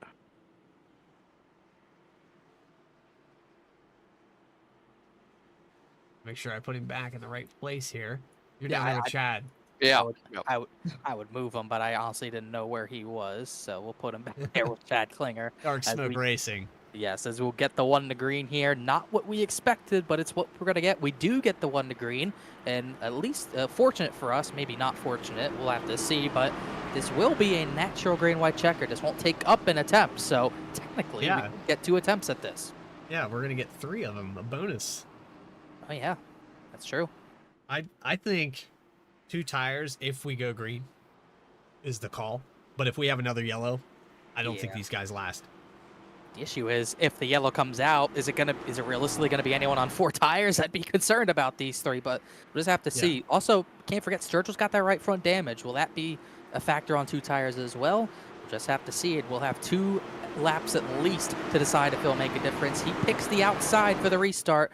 Michael Sturgill, Mark Whitley, Joseph McWhorter on 2 tires, or excuse me, Joshua Banks on 2 tires, and then McWhorter. Bailey Turner, Jeff Wright on 4 tires. Geico restart zone. We're green once again. Green-white checker time as Sturgill launches ahead. Turner to the top. Wright trying to block, trying to go 3, maybe 4 wide behind the guys on 2 tires. They can't go anywhere though. Sturgill clear. Whitley to second and 4 tires not going anywhere into turn number 3. We're clean all the way into turn number 3. Four We are wide. going to go 4 wide. Turner and right through the middle lanes, but all clear for Michael Sturgill. Whitley had a challenge, couldn't do anything. One more time around Iowa. Sturgill trying to finish off the Hail Mary move. Whitley trying to fight it. McWhorter trying to salvage points for the championship. There's Turner in the middle. Can't do anything. 3 for the final time. Big dive from Whitley to the bottom. Can he go anywhere with it? Who gets to run? Out of turn 4, Michael Sturgill steals a win as they crash behind him. You're never going to guess who was involved in that wreck. Would it be the White Claw machine? I believe it was. Yeah, Reggie Ortega, James Loveland. That's a shame for Loveland. He had such a good run tonight. He led 8 laps, but he led the only lap that mattered. Incredible, incredible wild finish. Yeah, and that, let's throw the points Meanwhile- out the window again. Yeah, as Bailey Turner, I think, wrecked Alex Bell after the line. Not sure what that might have been to cause the yellow. We'll have to look at it, but how about Michael Sturgill with a gutsy call? And all those drivers who took 2 tires, they did not budge. They did not get past. That was the absolute perfect call for those 3, and Michael Sturgill gets the victory out of it. And if that was a real, actual hood, I would definitely try to buy it. No doubt in my mind. Wow, what a finish here in Iowa. Post-race interviews with your top 3. I have to take a commercial break. I have to go there. Oh my gosh. We're watching Saturday Night Racing League Chase Race number 4 live on V-Speed. We'll be back right after this.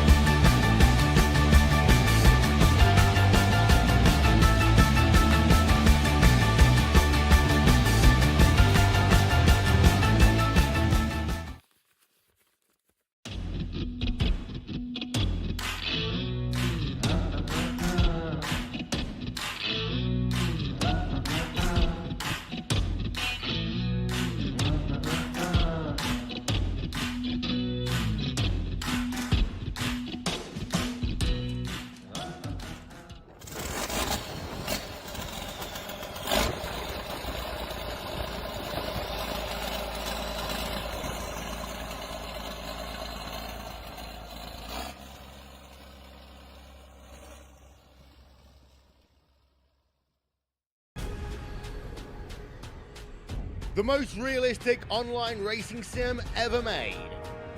This is iRacing. Detailed laser scan tracks, fully dynamic real world cars, and over 50 series to choose from. 6 online world championships offering over $400,000 in annual prizes. This is the original esport racing game. This is iRacing.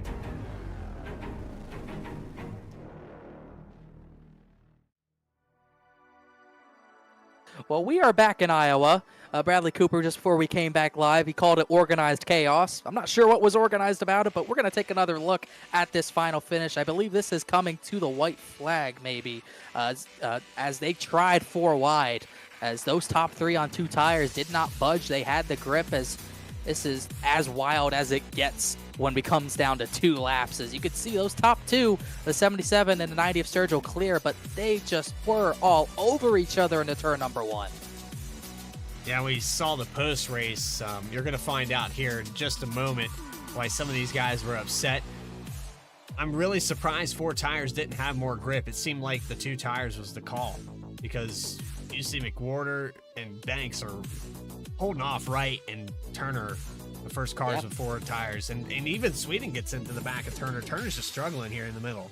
Yeah, he got the worst of this for sure. Jeff Wright maintained a little bit. Bailey Turner went backwards on 4 tires. Whitley and Sergio got away. McWhorter ended up getting away, and this is where the incident ended up occurring. Chuck Sweeting, I don't think, made contact in turn 4. Turner gets loose, gets sideways. Bell has nowhere to go. Loveland and Ortega came together in the background. That was separate, and that's what set the 24 around. Then you'll see Ortega come back up the track. Eddie Trejo, nowhere to go.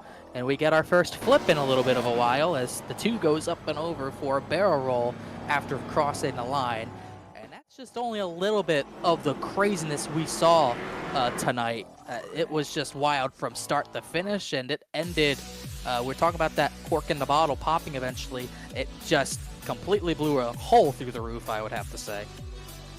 Yeah, there was a lot of pressure building up on these guys, and the outcome of this race was not what we factored. As commentators, we like to analyze, we like to see all the things going on, and we like to think we know what we're talking about most of the time. But that caution, we were clueless on what to expect here. Yeah, I think we both didn't expect the 2 tires to hold up like they did. But they definitely did, as an incredible finish. And we still got to get the interviews. We got our top 3 tonight, where Michael Sturgill was really the guys on 2 tires. So we got to talk strategy with these guys. I think you're catching up with Joseph McWhorter, who needed this tonight. He needed to save some points after he was going to lose I'm all messed up. He looked like he was going to lose points to Jeff Wright. He ends up maybe salvaging a little bit. Bradley, I know you've caught up with Joseph McWhorter now. Yeah, down here on pit road, and McWhorter, you are able to take away that 21-point lead just ever so much more. And I mean, we saw what was happening here tonight as kind of a dominant performance, and then Lady Luck comes out of nowhere, and you take the 2 tire call. Seemed like a top 4. It all paid off for you. Yeah, it was a good call. Roger decided. Mark came up with the idea. Roger, my spotter / crew chief, decided to go with it, and I said, you know what? Fuck it, why not? We got to try and win it. Sorry, pardon my language, but we got to try and win this championship somehow. But I don't think we gained anything on. I think we probably come out exactly the same, since he finished 5th and I finished 3rd, but he also got lap led and most laps led, so we're probably still right at where we came in. But it was a really good rebound, especially having to get that EOL penalty when Bailey came up, and I don't know if he just didn't know I had a big run or what, but Roger said that you guys were listening on board. I mean, I lifted, but I can't hit the brakes because Michael was right up my back bumper. So if I hit the brakes, I'm going to get spun too. And I was also maybe a little bit frustrated with Bailey tonight because he kept dooring me down the straightaway. I don't know if you guys caught that or not when Mark was catching us on that second to last run, but like he just kept dooring me like up the racetrack while I'm already next to the wall.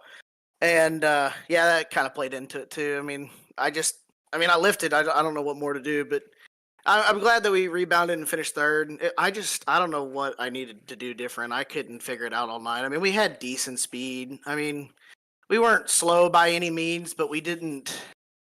I couldn't have any confidence in the throttle at all. It just seemed like if you put too much, it didn't matter how much you babied it, it would just get loose up underneath you. So I don't know. I need speed. I need whatever damn Jeff's got. Yeah, it seems like the 2 tire call there at the end, though, really helped propel you guys to that 3rd place finish. A gutsy call again, but seemed like it really paid dividends. Now, take us back. We talked about last week, you get that win, and you're kind of riding the momentum train here towards the tail end of the season. We're going to Dover and Atlanta for the next 2. What are we looking at? Dover, I really like Dover. It's all about saving tire. I'm really good there. I used to not be really good there, but for some reason, within the last few years, I've gotten really good there in a lot of different cars. So really excited to go there. Kind of curious to see how Jeff's going to do with that track. I really, you guys were talking about it last week on the broadcast that in history's past that he hasn't been, not really bad, but not really good either. Just kind of like, top 5, top 10. So I'm hoping that'll be a big thing. And then we're going to Atlanta, which is my home track. So I love Atlanta. Old Atlanta is my favorite. It's all about tire wear, different lanes. I'm excited to go there. So, I just need Jeff to have one bad race. I don't know what to do. I keep getting really good finishes, but like he's right behind me every week. I just need him to have one mistake on pit road. One thing. He just hasn't done it all season. I mean, I think his worst finish is 10th. Like I just need one little chink in his armor. Yeah, I mean, good luck finding it because we've watched him at BTDY prior to this, and it's rare, but it does happen. He's human, and we're all human. How about the humans making that decision for 2 tires? Congratulations, Joseph McWhorter. Do you have anybody you'd like to shout out for 3rd place here tonight? Yeah, absolutely. I want to thank Red Camel Racing. You can check them out at redcamelracing.com. I use their real life equipment whenever I go racing in real life. Can't wait. Hopefully, we're looking at racing at Sebring on New Year's. So go check them out. They got fire suits, shoes, helmets, everything that you need, both in workwear, or flame retardant workwear, and racewear. That's redcamelracing.com. Harpoondesign.com. Beautiful paint scheme that you see on me, Mark, and Reggie Ortega each and every week. So go check them out at harpoondesign.com. He's got over 2,000 paint schemes on Trading Paint, so go check them out. Reaper Speed Lab, another really fast week for those guys. And B, I don't know what they've got figured out on that setup, but go check them out at reaperspeedlab.com. You guys for the awesome broadcasting each and every week. I'm sure even with only a 20-car field, I'm sure that was still a really good race. I mean, we had 3, even 4 wide at times. So the admins for working really hard. It sucked not seeing Chad on the racetrack. I think he's stepping out of the car and into to overseeing the race. So, it kind of sucks not being able to race him this week. But, big shout out to him. Takes a lot to step out of the car. I think that's it. All the drivers for another awesome race this week, and ready to get into Dover and see if we can't maybe pick up some points on Jeff next week. Well, good luck out there, and we'll see you at the Monster Mile next week. Joseph McWhorter, 3rd place finisher. Take care, buddy. Thank you, sir. Appreciate it. So there's Joseph McWhorter in the 73. We're moving on down pit road. I don't know if I'm supposed to run. Am I running? Oh, yeah, I think you can go around. I'm looking to get the victory lane. I'm trying to find it. It's in a cornfield somewhere. So I think you got to go get Mark Whitley. He's not too far away. I think we pulled Mark Whitley here on pit road. I found him. He's talking. I mean, amongst the team, that was a great call to take those 2 tires. Yeah. I felt like on the short run we had something for him, and I'm not running for the championship. So I said, threw caution to the wind and said, worst case, 2 tires, I've fallen my face and spin out, in turn 1 on the first lap. So it ain't really that big a deal. And I figured, I didn't know how many other people would do it. I know Joseph, my teammate, he said, all right, I'm going to do it too. I got to try something to beat Jeff. So I know it's going to be at least 2 of us. And I was kind of surprised there was 4 that decided to take that gamble. And, it was a pretty good restart. Kind of wish maybe I could have run a little bit different line one of those laps, maybe had a better chance, but I had to just throw the little dive bomb kamikaze into 3 on the last lap, and I was just really trying to get up under him and just try to scare him, or if he saw me, maybe he'd gas it up and get really loose, and I could maybe get him off the corner. But second place isn't too bad. Especially I feel like that's where we were at most of the night. Early in the race, I feel like we had good long run speed, and I don't know, the second half of the race, it just became evil to drive, and we just had no long run pace. So I'm happy with second. Seemed like that caution threw all the strategies out the window. We had 2 cautions here tonight. Early start in this race seemed like the track evolved compared to what it was at the beginning. Can you talk a little bit about how the outside line really came to fruition towards the end? Yeah. Well, it was that first run there, we were kind of all running middle, and then I just was trying to save my tires and kind of run down Jeff, so I kept creeping higher and higher and higher, and I saw him doing the same thing, and eventually we were pretty much running the fence in 3 and 4, and 1 and 2 we were running dang close to it. So I was just searching for grip. This car is it just needs grip. It has way too much power for the tire, which I mean, it's a good thing, but it's just, if you don't have grip, you're going to be either going sideways or you're going to be waiting forever to get on the throttle. So it was just kind of a game of searching wherever to find grip, and some people were finding it down low, and me and Jeff and a couple others were up high, and it was just seemed like whoever's driving style, however they drove, that's the line they ran. Like I said, second half of the race, I probably should have messed with some brake bias or something, because it was just getting really, really tight getting into the corners, and I was having to slow down, using way more brake than I wanted to, and I feel like that hurt us on the long run. But it was definitely fun to rim ride in 3 and 4. It was a little sketchy sometimes. Yeah, this car with all the power, it is a handful, but it can also be a lot of fun. And watching this track over time start to rubber up and watch you guys hunt for grip and the different lines, the 4 wide at times, it was a great race overall. Mark, you come here in second place, and I know you said you weren't part of the championship, but ride the confidence train and shout him out if you got him. Oh yeah, big shout out Brantley, Harpoon Design. He does all the paint jobs for me and my teammates. Check him out at harpoondesign.com. Or if you just want to check out some more of his work. I haven't checked with him lately, but I know the last time I checked in about a month ago, he was almost at 2,000 paints on Trading Paint. So you can probably check him out, some of his other work over there. Shout out to my teammate Joseph. I know he's running for the championship, trying all his best to beat Jeff. Really tall order, but keeps chipping away at it. Maybe we can catch Jeff on an off night, and maybe Joe can maybe sneak up and give him a real good fight for it. But shout out to him for third place finish, and shout out to the league. Very few cautions at this very, very, very difficult track. Most leagues I've run here with, we don't get more than 5 laps in before we have at least, the first caution, and it's usually a caution fest. So, only having, I think, 2 cautions here tonight, that's a hell of a job from everybody in the league. And, thanks for you for putting on an awesome broadcast. Should be fun to go back and watch that last green-white checker there. I think should be fun to watch from the outside and not as stressful from the inside. So we'll go check it out here in a minute. Well, we appreciate your time, Mark. And yes, it was very enjoyable to watch. Almost YouTube short worthy. I think we might have to put something together, but congratulations on your second place finish here tonight. Thanks, guys. So down pit road, 77 Mark Whitley gets it done, the 2-tire call, but ultimately you have the guy that, prevailed over all odds. And didn't I pick that 90 car tonight? I think you might have, but I think you only picked him because of his hood, so the jury's still out on that. But speaking of that hood, I'm gonna bring him in here. Michael Sturgill, there's a new wanted poster up in Victory Lane. It's got you on it, and your name's 2-Tire Michael. So I don't know what's going on there, but reality though, wild finish. I think everyone, including the top 2, initially before that final caution thought the race was over, that was going to be the battle, but caution comes out and you made the winning move to take 2 tires, and you got out first because of it, held on to it. What went into making that call? Chad, my teammate Chad. He didn't end up running tonight, but he was in the server with me, and I think as soon as the caution came out, we were talking about it because I'd been noticing like the left sides really weren't wearing at all.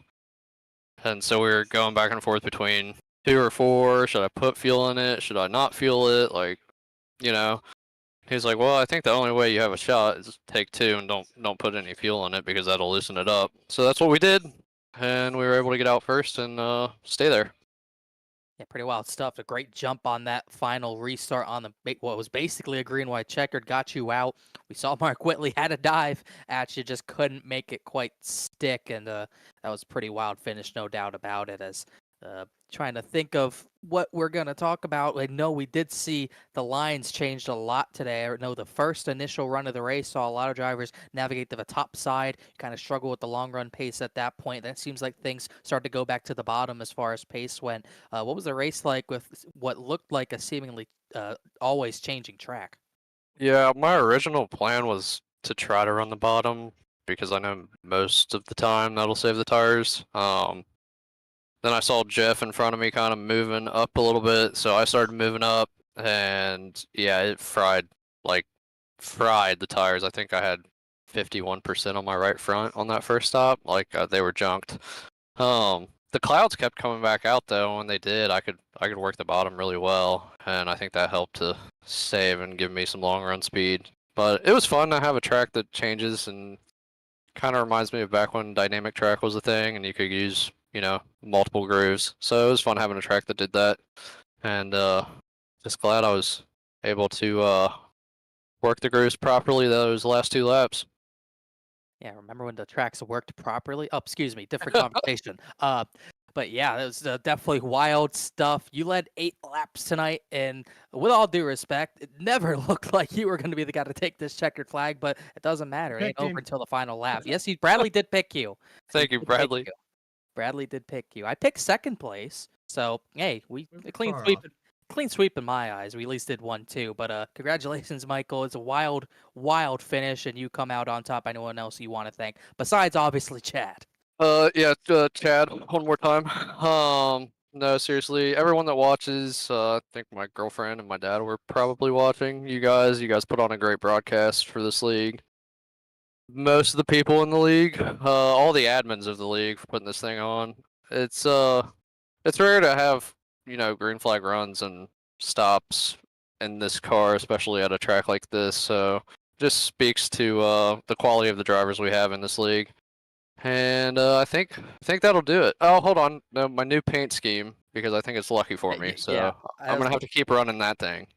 I was about to. It's got to be a quick question. Where'd that come from? Just one more quick question. There's just been some issues, not only in this league but others, and so I want to do something kind of petty. So I got a hold of the guy that does my paints and pitched him this idea, and he was totally down for it. So we went ahead and did it, and it worked out.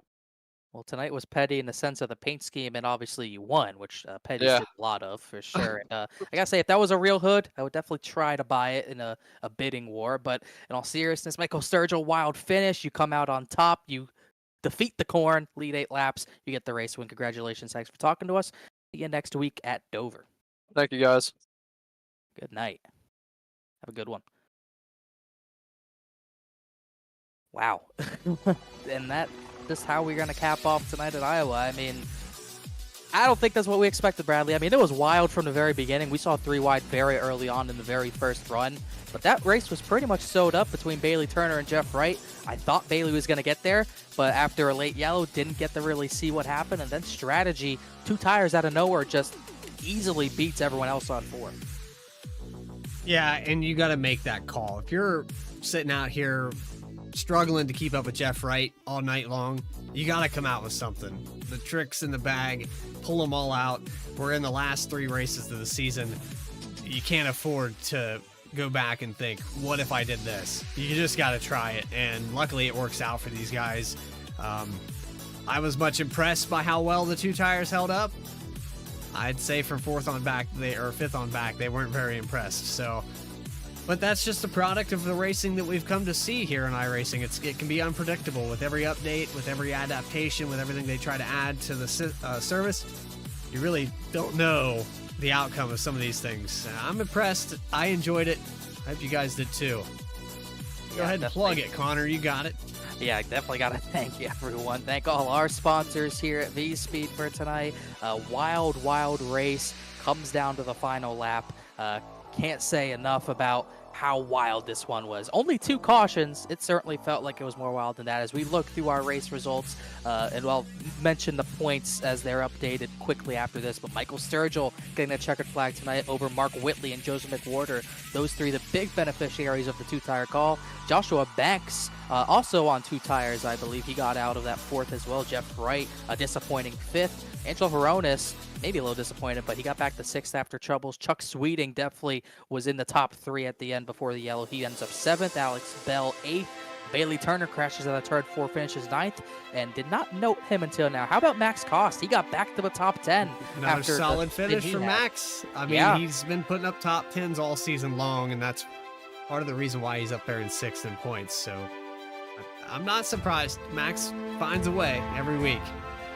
Certainly found a way tonight as we go through the final running order with you, Bradley. So we've got Bryce Shoemaker in the 12, the Ryan Newman paint scheme bringing home 11th, Reggie Ortega 12th, 13th Brandon Wallace, James Loveland unfortunately falls back to 14th. Eddie Trejo with that late caution, he's coming home in 15th. And then these cars off the track for the night, we had Ryan Carlisle and Austin Bulk off the track. Carlisle about mid-race. Bulk, lap 2, I believe, is where that accident happened with him and Eddie Trejo. Chad Klinger and AJ Servato. Klinger, race steward here tonight. Servato hit the grid, or at least registered for the session, and did not make it on the track. So that will do it for your running order. And again, great race. Hope you guys enjoyed it. If you did enjoy it, well, I'll let Connor do this. Let's see if he can get it. He's got this. I don't know. You gotta subscribe. You gotta do all that stuff. Do it right. He did it perfectly. You gotta at least subscribe. I mean, you're not gonna get much of this action really anywhere else. I mean, I think we had the most wacky race of the year. I think two weeks in a row. Charlotte was wild. And we only had 2 cautions tonight, but this one might have topped it. Just crazy race. Gotta subscribe for that content. It's not just Saturday Night Racing League. We have so many other series, including below the double yellow, just a number of our series on V-Speed here. As we take a quick look at the points before we go into the schedule, final 2 races of the season. Jeff Wright, Joseph McWhorter, that points gap did not change. Wright maintains a 21-point lead over Joseph McWhorter. Meanwhile, behind them, Michael Sturgill went up 4 positions up the 3rd. Alex Bell falls to 4th. Max Cost into the top 5 in points with that gutsy top 10. And then Servato and Klinger fall back. And then Wheatley and Ray Massey also weren't here. And a quick note to the schedule to end this season. We're in the home stretch of this chase. 2 more weeks of action. We go to the Monster Mile next week in Dover for another 160-lap race. And then the finale at Atlanta at the old age mile and a half. As you can see, it is going to be a wild one, and this championship is far from over. As you can see the schedule on your screen, just those last 2 weeks, and then we are just about done. But that's all we got for tonight. A wacky finish for sure, but there's still more action for Saturday Night Racing League coming in the final 2 weeks of this inaugural season. For Bradley Cooper, I'm Connor Horn, signing out from Iowa. We'll see you next week down in the Monster Mile. Congratulations, Michael Sturgill. Have a good night, guys.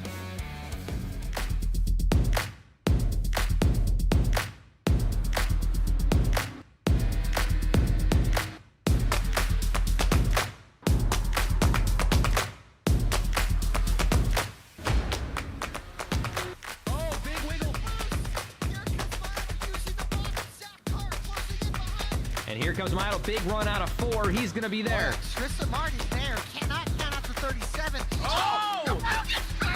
Cabot, where did he come from? Here comes Zwack. A punch from the 33. It's a drag race. The Magic Man wins it Auto Club.